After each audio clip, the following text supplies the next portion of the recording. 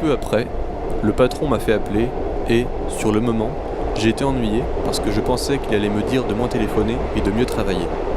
Ce n'était pas cela du tout. Il m'a déclaré qu'il allait me parler d'un projet encore très vague. Il voulait seulement avoir mon avis sur la question.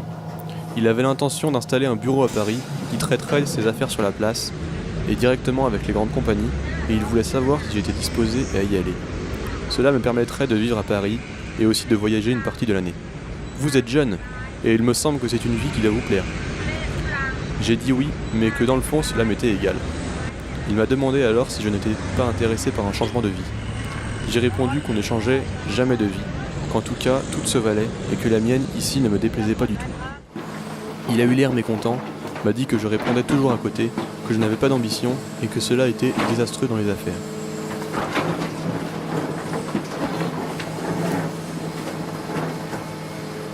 J'aurais préféré ne pas le mécontenter, mais je ne voyais pas de raison de changer ma vie. En y réfléchissant bien, je n'étais pas malheureux.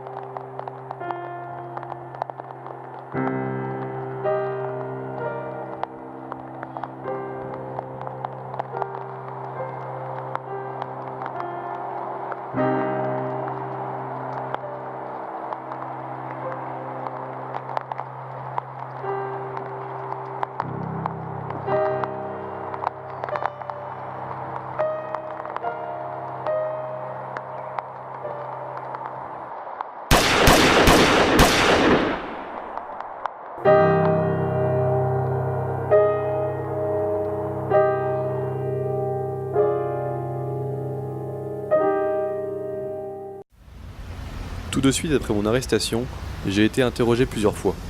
Mais il s'agissait d'interrogatoires d'identité qui n'ont pas duré longtemps. La première fois au commissariat, mon affaire semblait n'intéresser personne. 8 jours après, le juge d'instruction, au contraire, m'a regardé avec curiosité. J'ai trouvé qu'il était très commode que la justice se chargeât de ses commodités. Je lui ai dit. Il m'a approuvé et a conclu que la loi était bien faite.